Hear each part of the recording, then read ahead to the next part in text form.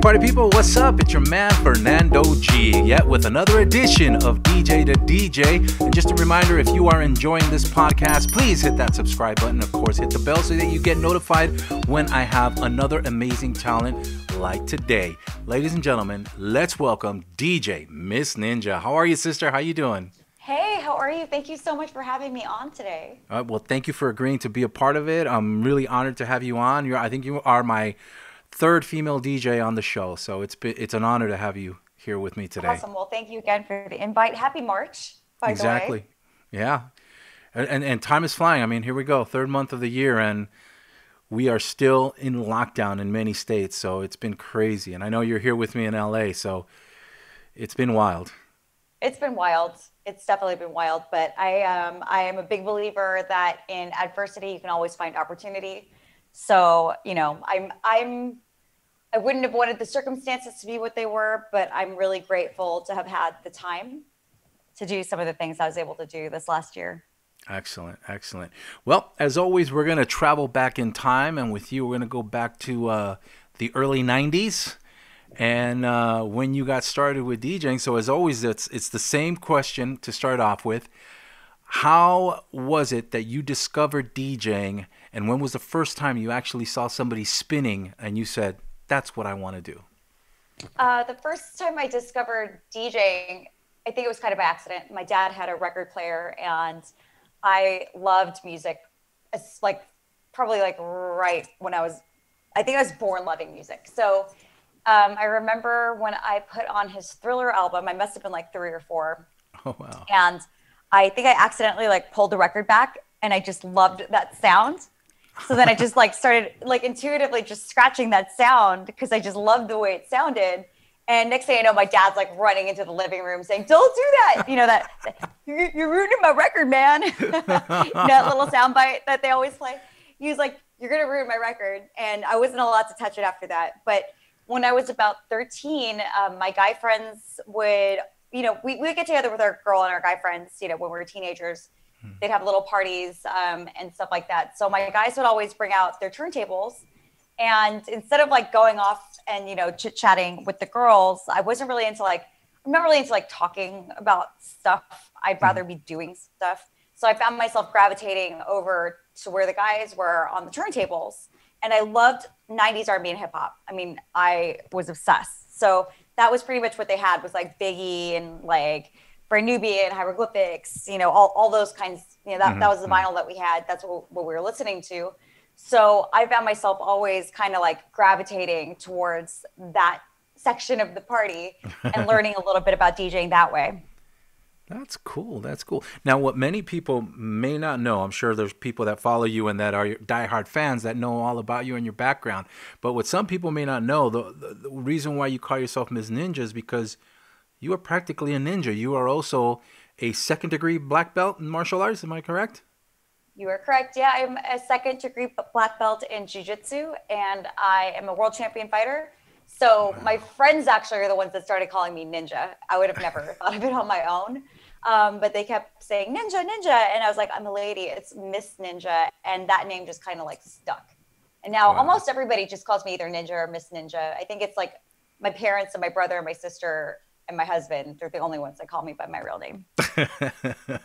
That's funny. So aside from kicking ass on the decks, you can kick ass on in person too. So don't mess with her. I would say now I just kill them on the dance floor. There you go. There you go. Sweet deal. Sweet deal. So what was it like doing your first gig? How did that actually? Let me backtrack a little bit. How did you come about getting your first set of equipment, like your first turntables, your first mixer? What was that like?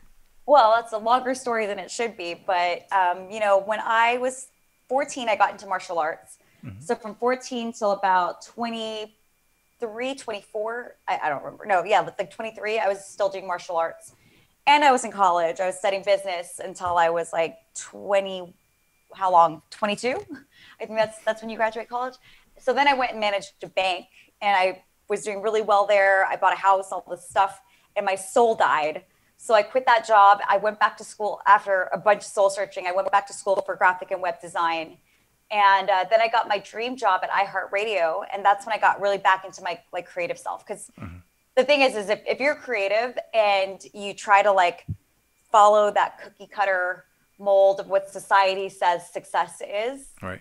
you you're lying to yourself. You're inhibiting yourself from being what you are, which is a creator, you know? So I went back to school to like get back into like my creative elements. So I ended up getting my dream job over at iHeartRadio, and that's when I was able to kind of afford my first set of turntables, which are what you see right here, my Technique 1210 MK2s. Nice. I think that was about 14 years ago. And, you know, I had all my old vinyls. So I was, you know, starting off with that. And then I learned about Serato because I wasn't really in the DJ scene yet. And I learned all about Serato. I started converting all my CDs to MP3s, which is like took forever. Then I learned about record pools. So yeah, so that was about 14 years ago. And about 12 years ago, I was able to go like full time with it, just kind of like doing in stores and stuff. But that like quickly like grew into like all these other opportunities from there. That's cool. That's cool. And I mean, obviously you had been messing around a little bit with, you know, friends and stuff behind the turntables. But do you remember the first time that you actually got your first mix on beat? And how did you make that happen? Oh, that's a tough question. You know, I'm such a perfectionist. I hid in my room and mixed for myself.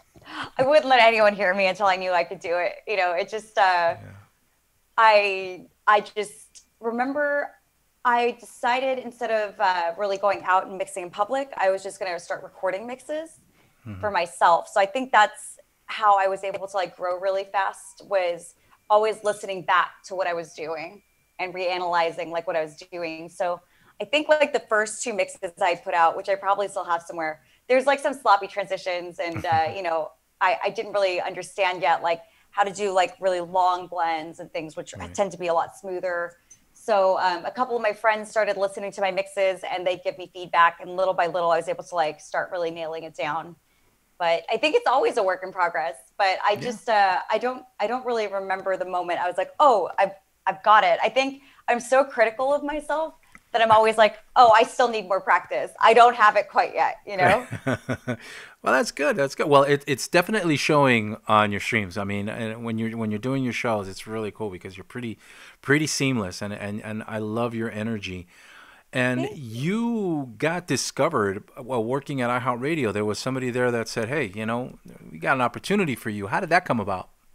So I was making those mixes pretty much just so I would have something to listen to while I was designing. I was the head designer for like Kiss FM, Fox Sports Radio, Alt 98.7.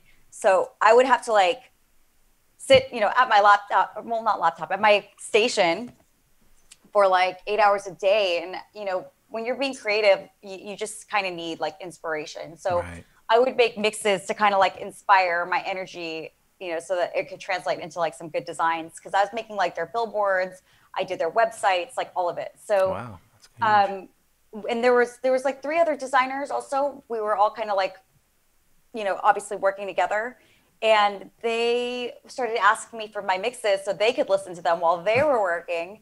And little by little, my mixes made their way through, you know, up the chains to like one of the heads of Kiss FM. I think first it was actually one of the heads of the digital department, and he hired me for a private party. That was the first private party where I got like paid. And I was like, whoa, I'm making money now. Wow, that's cool. Which was crazy.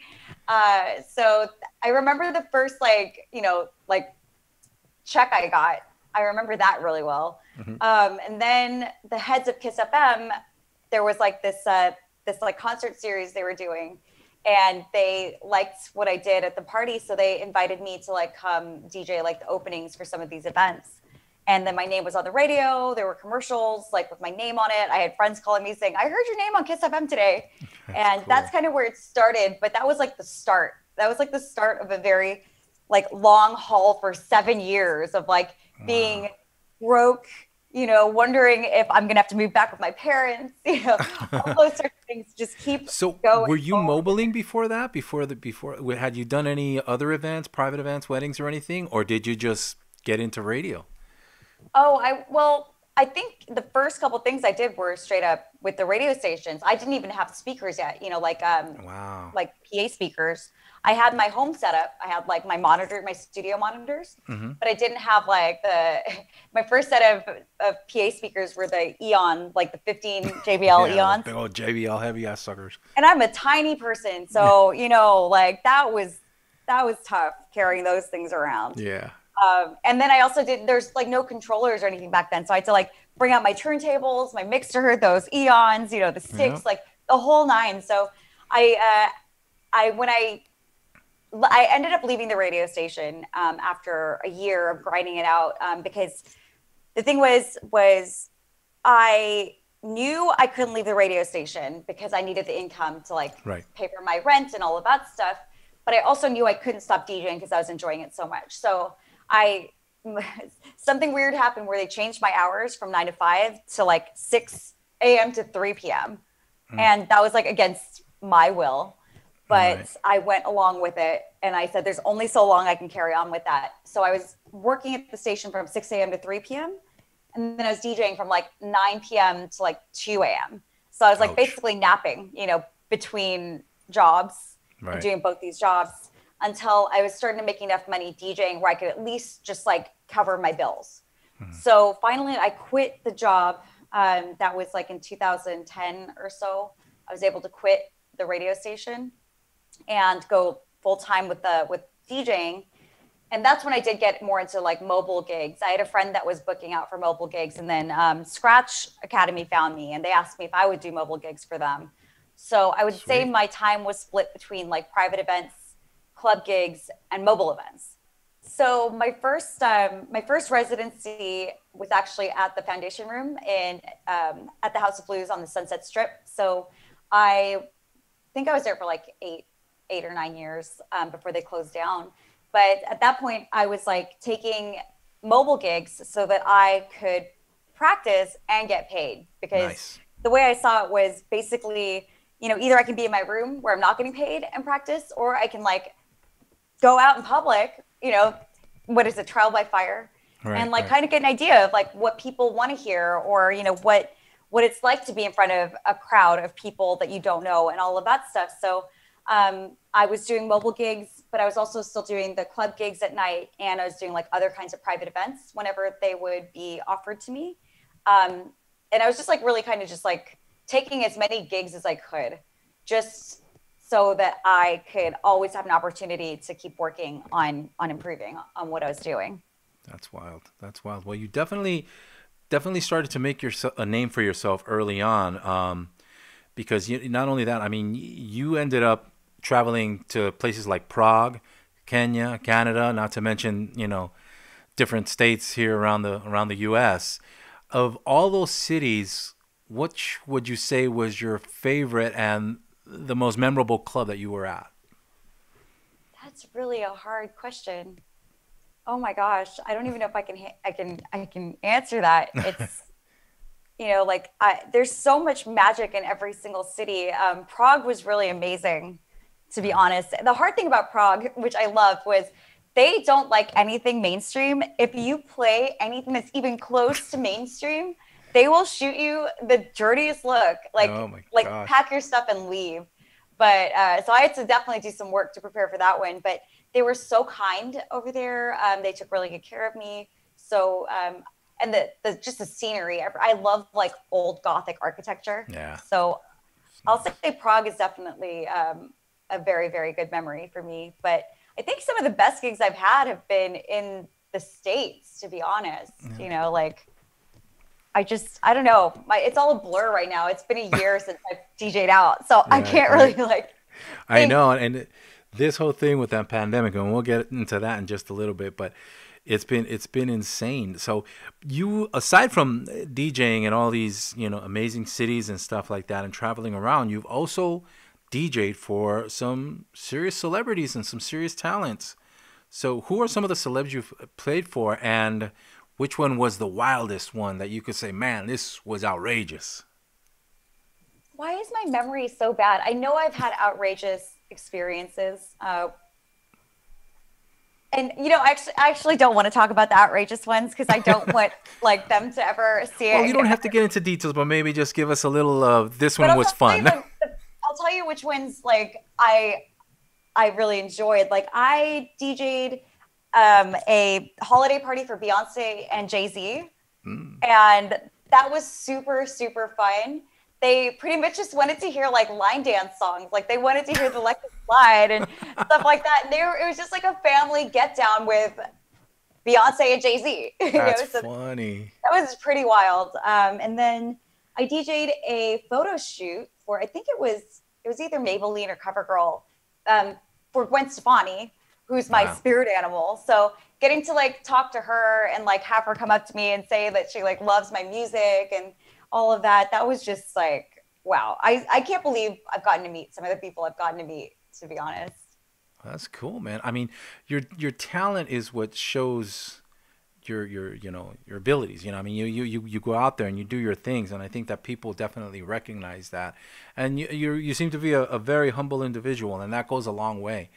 The Let's go back to your martial arts, and how does that play into your DJ business? What you learned in martial arts, how does that help you today? I'd say my martial arts training is the foundation for a lot of what I've done in my life all around. It starts before that though. My parents are Indian. I'm Indian. I was born in Hollywood, but my parents are from India.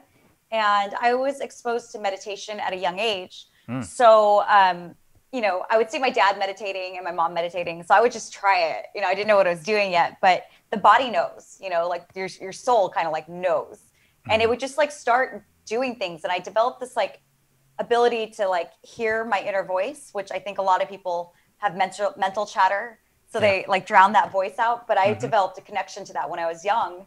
So that's always guided me through whatever I was doing. And my martial arts training just kind of heightened that. I was pretty insecure when I was a teenager. I was like the only brown kid in school. I got picked on a lot. I was always like very energetic, which I think when it's unfocused and you're young, it can be very annoying. So it might still be annoying if you ask my husband, but I got picked on, I got bullied, all of that stuff. So I was definitely like, I was in a place where I was trying to figure out, like who I was. And martial arts really helped me peel back all of those layers of like untruth that I was like telling myself about myself. So between that and getting the confidence to know that I could handle myself in any situation, physically, mentally, spiritually, that has really bled into everything I've done in my life. But there are a lot of similarities between DJing and martial arts in that a lot of it's about muscle memory. Scratching is very much about muscle memory. So when we were like learning our kicks, we would have to do the same kick literally hundreds of times on each side, before my sensei would let us stop. And it was because we had to get that muscle memory down. And it was really important to do both sides, even your weak side, because first of all, you don't know which side someone's going to attack you on if you're getting attacked. Right. But if the way your brain is wired is if you start doing something on your weak side, your strong side automatically becomes sharper because it's like developing connections in your brain about the motion that you're trying to get down. So even when I'm scratching, I'm still not very strong with my right hand and my left side on the fader. But every time I practice my left side, I always call it my left side, and this is my right side. My right side gets stronger. That might be backwards. But I wouldn't have learned that if I wasn't an athlete, when I was younger. That kind of discipline, the balance, the ability to like silence my mind and really focus on what I'm doing. So, all of those things definitely have carried on to DJing and everything else I've done in my life. For me, DJing is like, it's not just about music. It's really like a meditational, energetic experience. We're exchanging energy with people when we DJ. Yeah, by all means. And the reason why I asked the question about the martial arts is because my kids are in martial arts, but my eldest son is a 5-star black belt in Taekwondo, and my youngest is on his way also. So we're but I noticed that, like where you were talking about the kicks, and they would have to do it over and over and over. When they first got started, they were like, why do we have to keep repeating it? I go, you're gonna figure it out eventually. I go, it's gonna kick in, you're gonna understand what it's all about. But I definitely noticed that once they started growing into, you know, the martial arts and the taekwondo, it started to relay back at home. And you know, the things that they were doing, you know, like right now I'm teaching them how to beat mix, and they're nailing it. You know, they're picking it up really quick. And you know, maybe it's just that, you know, they hear their dad DJing every damn day, you know, but it's like they are really excited about it, and they're putting their energy the way they put their energy into the martial arts. And that's what I liked about it. So when I saw that about you, I was like, huh, I want to see how she's intertwining the two and see how that's working out. So it's a very interesting story. Learning how to focus and learning discipline, I think, are really like key to everything that you do. I think the thing that has taken me the furthest, though, is the biggest thing I learned in martial arts, which is integrity. You know, taking full accountability for everything that you do and how you do what you do. You know, so I don't think I would be where I am if I didn't really like develop a sense of valuing integrity through martial arts. Cool. And let's get a little bit on the personal end. Your husband, how does he feel about your DJ career, and how does that work out? I mean, in the regular day to day. I met him when I was DJing, so you know he has no excuse. He knew what he was getting into. He actually loves it. He loves it. We're like nerds of a feather, where we both like he's from South Africa, and him and his friends would DJ all the time, not in public, you know, but like they would get together, they would have parties, they would DJ for each other. Right. He's way into the drum and bass scene, and now he's like live streaming on Twitch like once every couple weeks also. Nice. So yeah, he goes by Low Key Drums on Twitch. And we do like joint sets together. So for us, it's just fun. We both love music. We love the art form of DJing. So it's not something that like ever separates us. It actually brings us, I think, closer together. I would say before last year, though, when he had to come to he didn't have to, but he would come to gigs with me. I think that was a bit exhausting. So then eventually I was just like, you don't need to come. Like, bye. That's funny. Yeah, I gave my wife her first lesson literally a few days ago, on actually Saturday. We were, because I give my boys a class on Thursday and on Saturdays, you know, teaching them stuff. And then she's all like, can I try it out? And I'm like, yeah, boom. And so she picked it up pretty quick. So I was like, all right, honey, you got it. You get the gist of it. So I think I'm going to have to put her to practice and put her to work as one of my DJs for my company. So. Yes. But let's move on to where we're at. Well, actually, before that, you've also spun for like at Dodger Stadium, Los Angeles Kings and stuff. How did you come about getting those gigs? So I think, you know, me being an athlete myself, it just was like a natural inclination of mine to like kind of maybe go more into the athletic realm of things. But one of my mentors actually at the radio station is the head of Fox Sports Radio. So he's the one that like kind of pushed me to leave the radio station and follow my dreams. Cool. And he had some events coming up at like Dodger Stadium and for the Kings and things like that. And he already was like a big supporter of mine.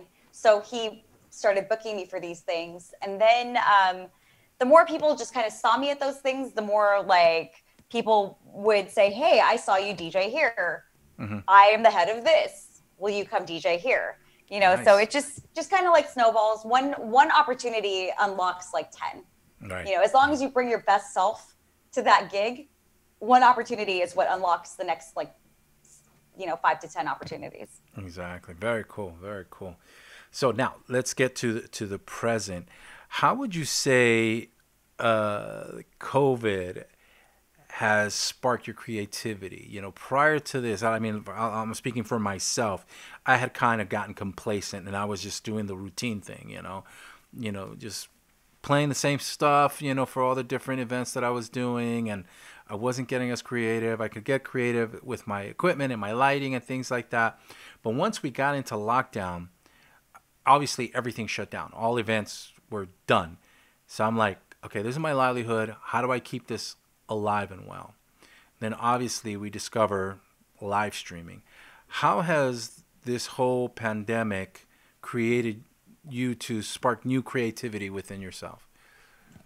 I would say this last year allowed me to really unleash every creative piece of me. I was built to create stuff. You know, I have my design degree. I've been drawing since I was little. I've been writing songs and poetry since I was small.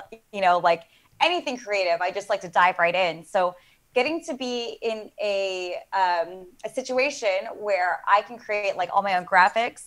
I can create, I love like designing spaces. So getting to like put this whole space together where, Right. you know, this is like now my world, what you're seeing right here. This is my Your universe. dojo? Yeah, this is my dojo. Exactly. Well said.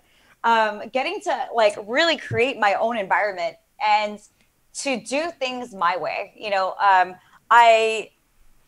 not really big on networking, you know, so I don't like the idea of like going out to meet people with the hopes of getting something from them. So that whole like world, part of the world of DJing, I just never could do it. It just didn't feel authentic. And I no matter how hard I try, I can never bring myself to do something that doesn't feel authentic and natural. I think it's the integrity thing I was talking about earlier. Yep. So, you know, getting to have a space where I can just kind of like mind my own business, do what I want to do and create away. Like it really kind of set my soul alight.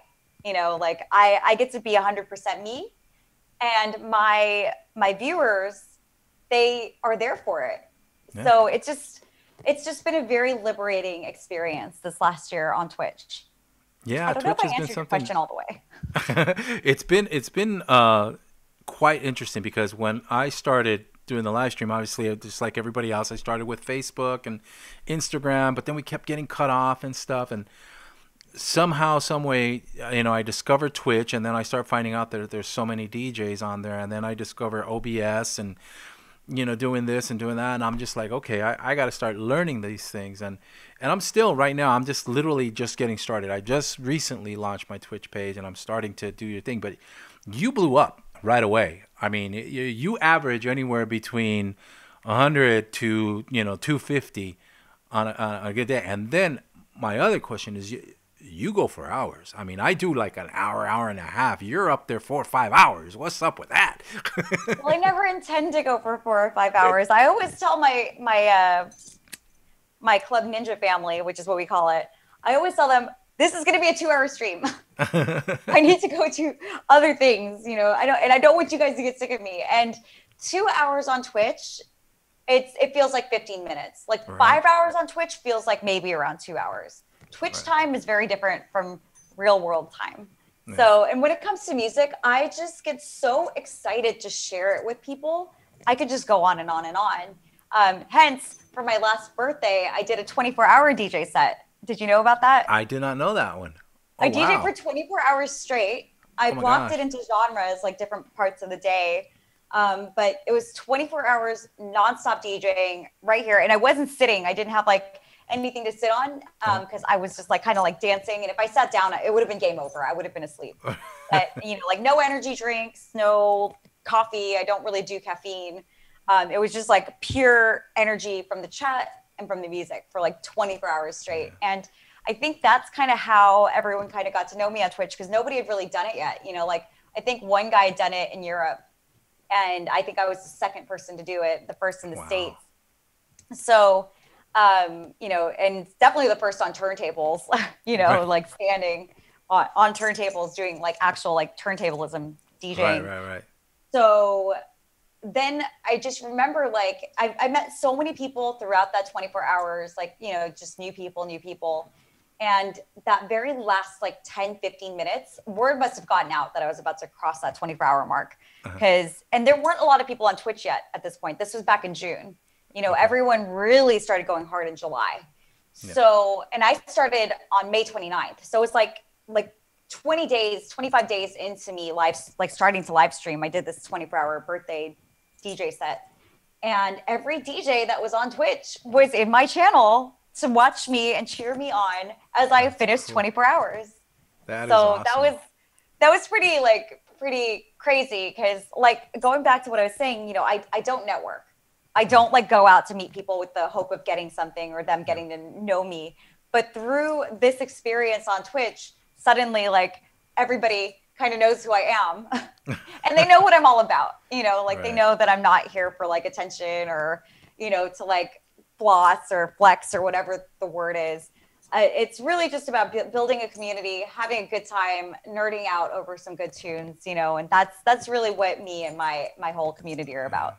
And what I like about Twitch is that, you do get definitely hooked when you start seeing all the comments and stuff, and you just start chatting with people back and forth, and you just, you have a good time, and it's kind of like being in your house with a boatload of friends playing some cool music and just chatting it up, It feels like and the house parties we used to do when I was 13, where like right, everybody, all your friends were your homies were just hanging out, talking to you while you were like playing music with them, and like exactly, it's just kind of got that same vibe.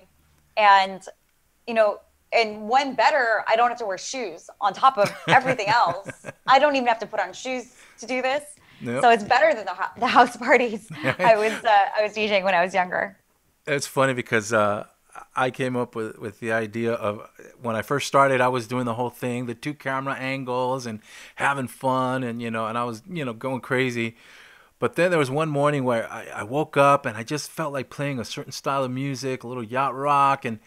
But I'm in my PJs and stuff. And I mean, it was real early in the morning. I mean, it was like 7:30 and I just woke up wanting to DJ. So I just put my camera on my controller and I just started spinning away, and that was it. And I'm DJing in my pajamas. Can't get any better than that.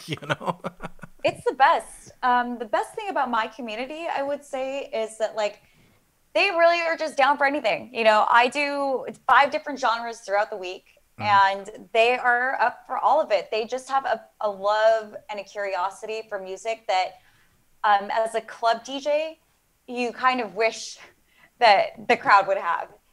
So in that sense, it's really, really perfect where I get to have absolute freedom to just express myself through whatever the mood of the day is. Right. And it never gets stale. We're always finding new music. It's just, it kind of, I don't know what's going to happen when the world opens up again, because I've been spoiled.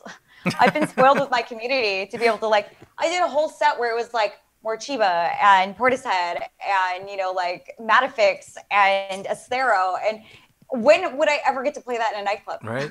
Yep. Like that's just never going to happen. But literally just like the other night, I decided I wanted to do a full set of just new disco, all these new disco tracks and stuff, a few cool remixes and stuff that people were probably looking at me, and there was a boatload of people that came in, they stood there for a little while, but I think that kind of threw them off, and they were like, I don't know what this is, so I'm gonna go somewhere else. But it's like you can still have fun, with exploring different things and playing music that you're not gonna find. The other day, I find a guy that he's just playing slow jams. What your intent is for the day. Like I have my schedule, so they know what to expect on Monday, Wednesday, Thursday, Friday, whatever. But definitely in your stream description, I highly recommend putting the genre that you're going to spin that day. So when people come into your channel, they're not surprised and they kind of know, where you're going with it that day. Yeah, exactly. So you mentioned a little while ago that you used to write music and stuff. Have you considered producing your own music and tracks? Working on some things. There we go. All right. You'll see soon.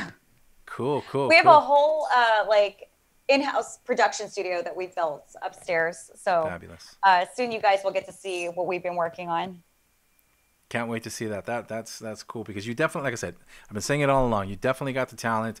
I literally recently discovered you actually through a friend of mine, Joe Casillas, because he was actually my very first interview on DJ to DJ. Joe Casillas is a legend in the mobile world here in Los Angeles. He was back in the day in the 70s. He was building his own speaker cabinets, building his own lightings. He was the first DJ to put TV monitors back in the early 80s and on top of speakers and stuff. So for me, it was a natural to go to, but he's always been an inspiration to me, and he's still to this day. He was an engineer for Lockheed, I believe it was, and he just he took that, and like you did with your martial arts, he did his engineering and brought it to the world of DJing. And That's so, amazing. we just started talking about different things. And he was the one when I started saying, man, I need to get some female DJs on the podcast. And the first name that popped out of his mouth, he says, you really got to go after Miss Ninja. This was literally 4 months ago. And I've been after you this whole time, sending you It's messages. been a wild ride. I know. mean, I'm so sorry. Like I don't even know. It's a blur. Like I've gotten to do stuff with like Beatport, Pioneer DJs, Serato, like That's all these awesome. like crazy. But it's like I feel like I'm getting to do all these things, but it's like there's I think last year you'd be surprised how little I slept. So I'm really, really glad that we were able to like connect now kind of more towards like the beginning of the year No, where for I sure. kind of have my bearings about me now, There you go. Now you which I know where didn't you're so at. much before. No, and it was funny because like I was sending you messages through Instagram, through Facebook, and somebody, I think, actually, I reached out to Nate Nelson. And Nate Nelson and I, have been friends for a good while now, a few years now, and he gave me your email, and I sent you emails, and I'm like, this girl is she's just all over the place, man. She's never gonna get back to me. And then lo and behold, about 2 weeks ago, I get a phone call. Hi, this is Miss Ninja. And I was like, what the heck? I was like, that was cool. When you called me, I'm serious. I got real excited. I was like, Well, I have to give a that's shout on. out to Icy Ice because like Yeah. Icy's the one that reminded me. He like hit me up on Instagram. He's like, hey, my good friend really wants to talk to you. Can you please get back to him? And I was like, oh my God, yes. And It's, then I it's, called you the next day. yes, you did. And I want to thank you for that. And it's funny. I'm the type of person that I'm just going to keep bugging until somebody says, you know what? No, I don't want to do it. And then that's when I start bugging even more. Come on, Yeah, man. because Come I would on. never know. It was just that so my whispers and my emails and my DMs were just starting to Yeah, I can blow up imagine. because Yeah. you have to remember, like I wasn't super public before all of this. And now all of a sudden, like I'm super, super public. So the sheer volume of people trying to get in touch with me was very overwhelming to the point where like I was like, I want to go and hide for like a month. Like I don't know how to deal with these many people on a one-on-one basis Yeah. on top of like the 5 to 8 hours I was spending with them on the stream. So I was getting social burnout. So I wasn't responding to a lot of people's emails just because my I was still like it was just still very hard for me to like process everything that was Yeah. happening.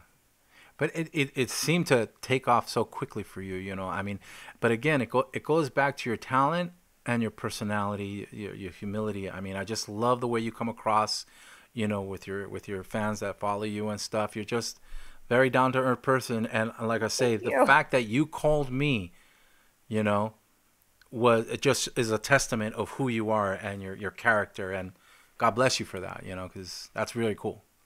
Thank you so much. Well, I genuinely love people and I want everyone, I know it's a cliche to say it, but I want everyone to live their best life.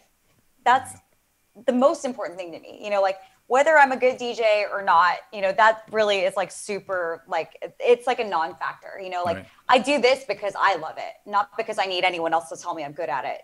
But if I can do one thing in my life, if I can inspire people to be passionate and kind and just be kind to themselves, like if I can do that, if I can help people along that path, that's way more important to me than anything I'll ever do on the decks, you know. That's cool. That's huge. That's huge. So my last question for you this during this podcast: is there a DJ right now that you're looking up to that you're saying, man, this person is doing some cool stuff? Who are your favorite DJs right now? Who do you look up to right now? I mean, DJ Shorty and I have become friends over the years. And she to me is just like, she's my soul sister. She also does graphic and web design, also does Cool. martial arts. And she is probably the best turntablist I've ever like she could rip almost anyone apart.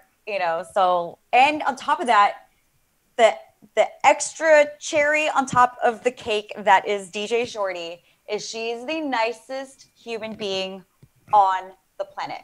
There's like just there's nothing you can say about her that is negative. She's just one of those people that will inspire you on every level, whether it's turntablism, whether it's music knowledge, whether it's how to be a good person, you know, like she just hits on every level. So Shorty is definitely one of my favorite people and one of my absolute idols. I can't say enough about Very Shorty. cool. She's the Very best. cool. Well, listen, Miss Ninja, thank you so much for taking the time and chatting with me. I really appreciate you coming and allowing me to get into your world and pick your brain a little bit. Thank you so much. I mean, No, you have a I'm beautiful, flattered that you interesting wanted story. to talk to me. I really appreciate it. I love having these chit chats. These are great. It's fun. It's fun. And of course, you know, for everybody that's watching, of course, we're going to have Ninja's links in the description. And of course, if you enjoyed this podcast, please click that like button. And of course, subscribe and click that bell so that you get notified the next time I have yet another amazing talent. Thank you so much. God bless. Please stay safe. And we'll be catching you on Twitch. Have a great rest of your day. I'll talk to you soon.